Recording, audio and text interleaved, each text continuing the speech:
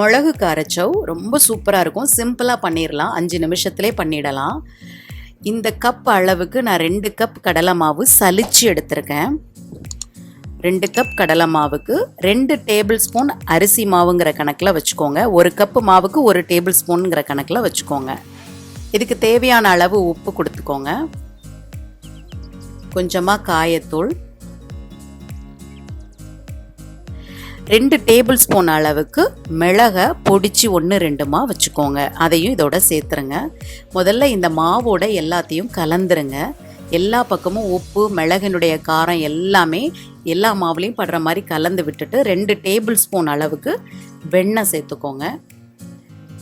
அதையும் நல்ல எல்லா மாவுலேயும் மிக்ஸ் பண்ணுற மாதிரி முதல்ல பிசிறி விட்ட பிறகு நீங்கள் தண்ணீர் தெளித்து மாவு பிசைஞ்சுக்கோங்க. முதல்ல தண்ணீரை சேர்த்துற வேண்டாம். அதே மாதிரி தண்ணீரை மடமடனும் சேர்த்துற வேண்டாம். தெளித்து பிசைஞ்சிங்கன்னா அந்த மாவினுடைய பதம் உங்கள் கைக்குள்ளே வந்துடும். இதை மாதிரி நல்லா பிசைஞ்சு வச்சுக்கோங்க. இது 5 நிமிஷத்துலேயே பண்ணிடலாம். இந்த மாதிரி ஒரு கண்ணுள்ள கரண்டி கொஞ்சம் பெரிய சைஸாக இருந்தால் பகு உத்தமம். இதில் முன்னும் பின்னும் நல்ல எண்ணெய் தடவிக்கோங்க.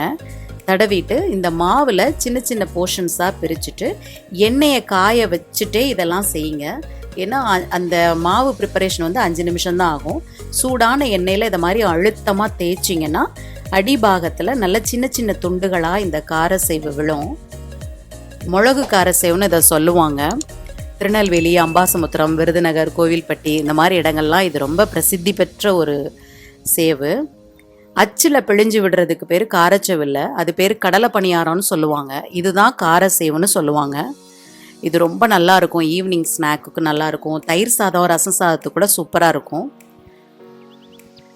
எல்லாருக்கும் ரொம்ப பிடிக்கும். இது நல்லதும் கூட. ஏன்னா நம்ம மிளகு தான் சேர்க்குறோம் காரத்திற்கு. வெண்ணெய் சேர்றதுனால வாசனை அருமையாக இருக்கும். இது பெரியவங்களுக்கும் ரொம்ப பிடிக்கும்.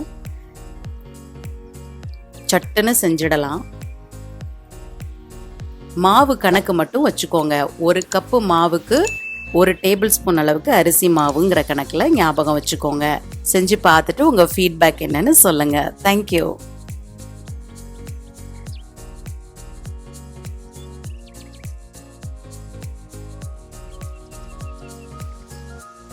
இது வரைக்கும் சாப்பாடு ரெடி சேனலுக்கு சப்ஸ்கிரைப் பண்ணாதவங்க கீழே இருக்கிற சப்ஸ்கிரைப் பட்டனை கிளிக் பண்ணுங்க. என்னோட எல்லா புது வீடியோஸையும் உடனுக்குடனே பார்க்கணுன்னா பக்கத்தில் இருக்கிற பெல் ஐக்கானையும் கிளிக் பண்ணுங்க.